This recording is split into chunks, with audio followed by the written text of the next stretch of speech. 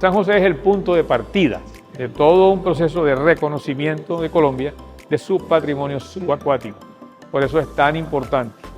Fue un diseño que se fue desarrollando y se fue presentando a diferentes instancias de la dirección del museo durante 2 años, porque al principio fue solo una idea, no habían los recursos. Después, al siguiente año ya se desarrolló el proyecto, se adecuó a los recursos que nos quedaban, pero vino la pandemia y tuvimos que redireccionar los recursos del Galeón para funcionamiento del museo durante ese tiempo de crisis. Entonces, se quiso hacer una maqueta a la mitad de la escala del buque, que era lo que calculamos que cabía dentro del salón del museo, que fuera suficientemente imponente para que la persona, el visitante, tuviera una experiencia, sintiera algo frente a ella. La verdad que nosotros comenzamos de cero. Fuimos 6 integrantes que estábamos construyendo esa gran obra. Nosotros, el señor Gonzalo nos dio el plano. El señor Gonzalo nos dio el plano a John. John nos decía, vamos a hacer esto, y comenzamos desde cero. La estructura metálica la hizo el señor Taborda, Julio, un muchacho de Arenal, y yo, y Jairo.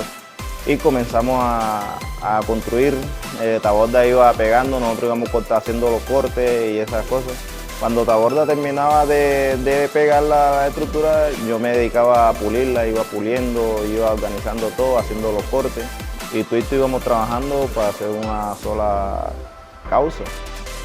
Hasta donde pudimos trabajamos en una estructura metálica interna que fue diseñada por un apoyo externo también, convertida en un programa de computación, llevada a 3D que la podíamos visualizar en todas las formas. Y el trabajo del herrero del museo, que es el mismo de refrigeración, que fue un trabajo muy minucioso, porque está lleno de estructura por dentro. Después vino ya la parte de madera, recubrimiento, todo la parte de pintura. Es que está hecho como un buque. Cuando ya cada quien de los compañeros aportó su granito de arena, cuando ya se hizo la estructura metálica, en sí se le presentó al doctor Gonzalo Zúñiga. Él nos hace la revisión, cómo iba el proyecto, y empezamos con el requerimiento de madera. Empezamos a hacer los planos de las medidas de las compras de las maderas, comenzamos a hacer todos los cortes. Hicimos primero como la parte de las cuadernas para soportar las maderas que iban a los lados. Y cuando ya el galeón comienza a coger vida, nos da como una gran alegría. Es un módulo que tiene 3 facetas. La vista exterior, entrar al interior del buque y bajar al fondo del mar donde se encuentran los restos del naufragio del San José, y también subir a la cubierta para tener una experiencia a bordo de un galeón. Cualquier pieza que se iba a realizar, solicitamos al señor Gonzalo. El señor Gonzalo nos pasaba revistas para que nos dieran la prueba de las piezas si eran perfectas. Cuando ya las piezas estaban perfectas, llamábamos al señor Gonzalo y el señor Gonzalo nos daba el visto bueno. Entonces, cuando él decía no, perfecto, entonces comenzábamos a ensamblar todas las piezas. Eso era una cosa muy interesante, y gracias a mis compañeros, que todos mis compañeros participaron en esta obra tan bonita como el Galeón San José. Eso lo hicimos nosotros mismos, me siento orgulloso, o sea, eso es lo que más me gusta, porque yo puedo contárselo a otras personas, y esto lo hice yo, estas ventanas las hicimos nosotros, unos muchachos de Arenal, como le decía. ¿Quién hizo esa ventana? Decía el señor John. No, esos son unos muchachos de Arenal, mucha vaina bonita, eso es una experiencia muy bonita. En el Museo Naval tenemos como una de nuestras piezas emblemáticas el helicóptero Messerschmitt ARC-201, que es el primer helicóptero con que contó la Armada Nacional. Él vino a bordo de las fragatas que vinieron de Alemania, es un helicóptero alemán, ¿no? Este es el uniforme que usaban los pilotos en su época, uniforme original, ¿no? de lona, y el casco también de su época. Este helicóptero dejó de prestar sus servicios y estaba abandonado en Barranquilla, y su destino iba a ser la chatarrización o obtención de piezas para arreglar otras cosas, etcétera, materiales básicamente. El museo tenía programado su módulo de aviación naval, con una serie de maquetas de aviones y helicópteros volando sobre un horizonte, etcétera. Otro proyecto. Pero cuando tuvimos noticia de que existía este helicóptero, corrimos enseguida a Barranquilla para traerlo al museo. Hicimos los cálculos de peso, capacidad de los lugares de puerta para entrarlo, y descubrimos que era factible traerlo al museo.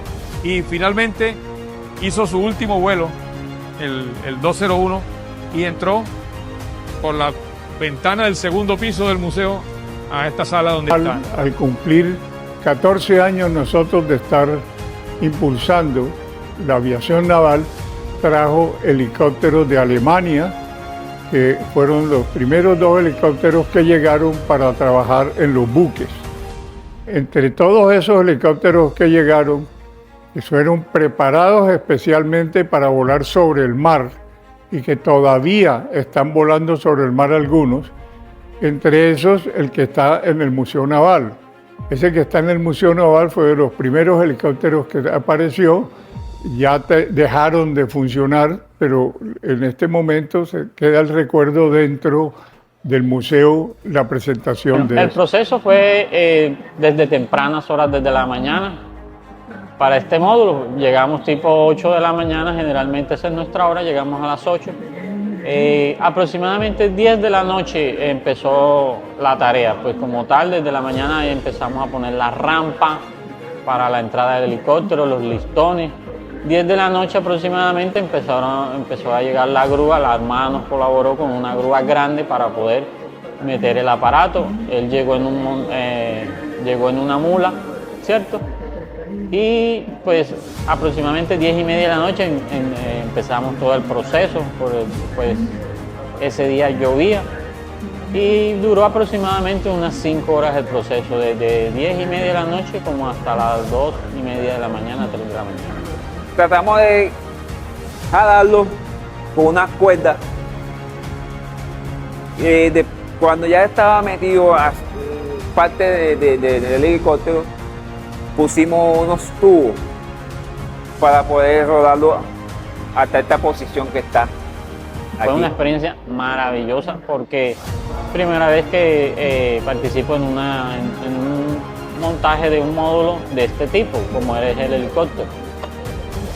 Es que todo lo que uno hace aquí le parece chévere porque nuestro invitado, nuestro visitante disfruta lo que hay aquí en el museo, lo que uno hace en el museo. Alegría en ver cómo se metía, como dice mi compañero, ese pájaro es el helicóptero, los aviones. Yo no me monto en esos pájaros porque esos pájaros se caen. Este helicóptero está colocado acá en el museo para que sea una pieza interactiva.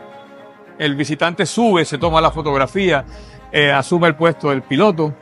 Es decir, es una experiencia extraordinaria. Mira, yo creo que eso es un paso muy importante que hicieron en el museo y que hicieron la Armada, haberse puesto de acuerdo para llevar un helicóptero y ponerlo ahí. Esa es una historia que no se va a borrar. Ahí va a estar la historia donde abre la puerta de cuando se empezaron a volar en los helicópteros dentro de la Armada Nacional. No todos tienen ese privilegio, y ese privilegio lo tiene precisamente el museo, porque el museo tiene todo lo que tiene que ver con buques, pero no tenía nada que ver con aviones y con helicópteros. Ahora mismo tiene helicópteros, pero tenemos que montar aviones también.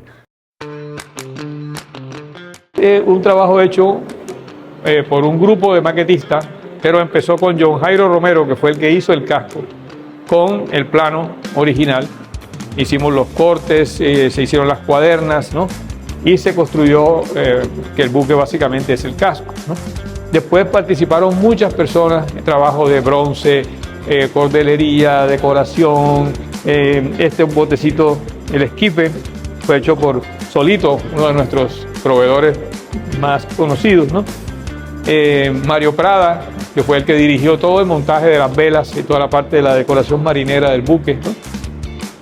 Fue un trabajo de unos 4 meses, de unas 6 personas trabajando, más 3 externas, ¿no? El fundidor, la señora que nos hizo las velas, ¿no? Que ha hecho muchas velas de los barcos que tenemos acá, casi todas las velas de las maquetas, una señora costurera, alguien que hizo también las figuras, que marineros que están en la maqueta. Es decir, es un trabajo sumamente complejo y es el buque estrella de la Armada colombiana, que es el simbólico, digamos, primer navío de guerra con la bandera de Colombia, que en ese momento, repito, no era aún la tricolor. Este proyecto fue uno de los primeros que se realizó aquí en el Museo Naval. Fue una experiencia muy bonita, que cuando el doctor Gonzalo Zúñiga me presenta el proyecto, que se iba a hacer esta fabricación de este bergantín, me tuve un poquito de nervios, porque todavía no tenía como esa experiencia de hacer esos barcos tan grandes. Y bueno, yo le dije que sí, bueno, vamos a hacerlo. Entonces me presenta los planos, yo fui, como les dije, que fuimos recolectando el material, se fue fabricando este hermoso bergantín. Cuando se iba a exhibir, se entró en la disyuntiva de si lo metíamos en una vitrina, una urna de vidrio gigante, o si lo dejábamos al acceso de las personas, porque lo iban a robar, lo iban a saquear. Sin embargo, este barco tiene de estar aquí desde el año 2012, y con excepción de unos pequeños daños que hizo una persona con retardo mental sin tener la culpa, todos los visitantes han respetado el buque y tienen la experiencia de meter su cabeza, de mirar adentro, de tocarlo, ¿no? Prácticamente de sentir cómo es un buque, nuestro primer buque de guerra, el Bergantín Independiente.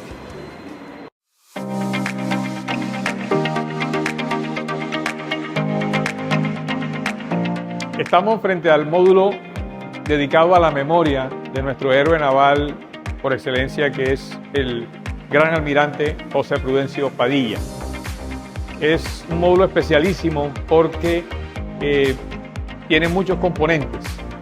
Tiene una imagen de Padilla realizada por 2 mujeres artistas, escultoras, hijas del maestro Lombana, uno de los grandes escultores del siglo XX en Colombia. Tiene la espada original que recibió Padilla en Maracaibo cuando fue ascendido a general de brigada.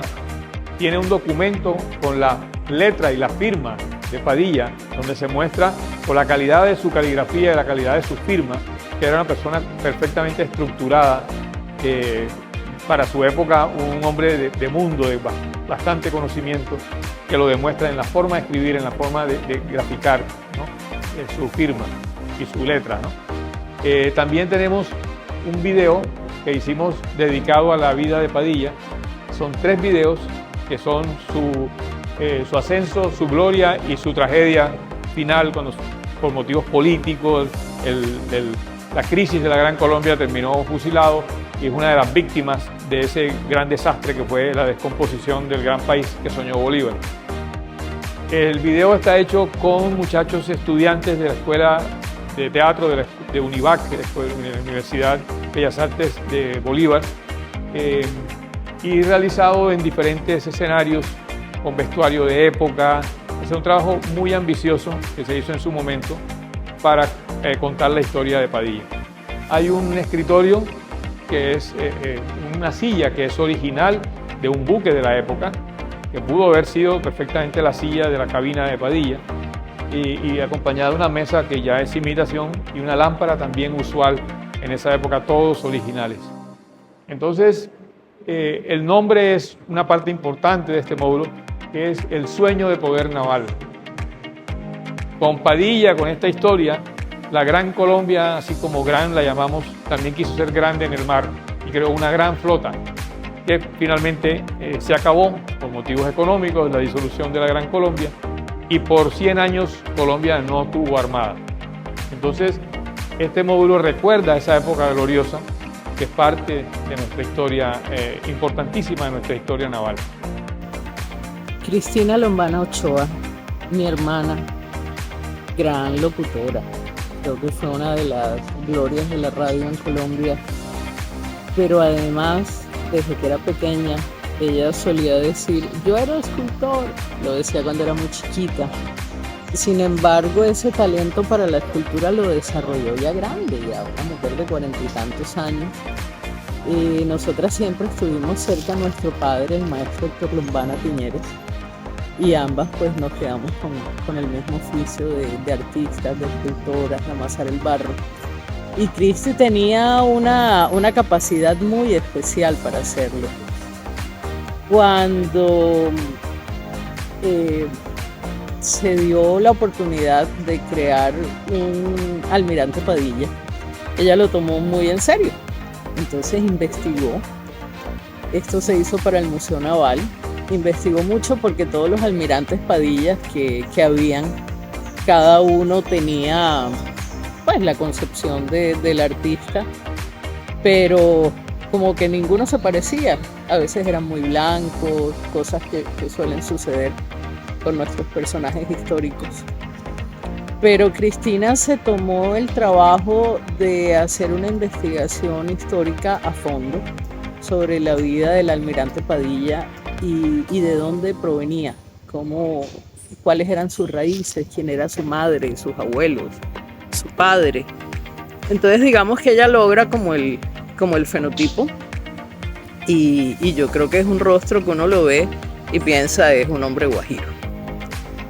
Y bueno, modeló una cabeza magnífica, la llevó a Cartagena, la trabajó en Panamá y bueno, se hizo un vaciado, es una figura hecha de resina y talco y las manos las modelé yo. Luego ambas pintamos el rostro, pues es un trabajo bastante realista. Nosotras siempre trabajábamos juntas, era chévere, éramos un buen equipo.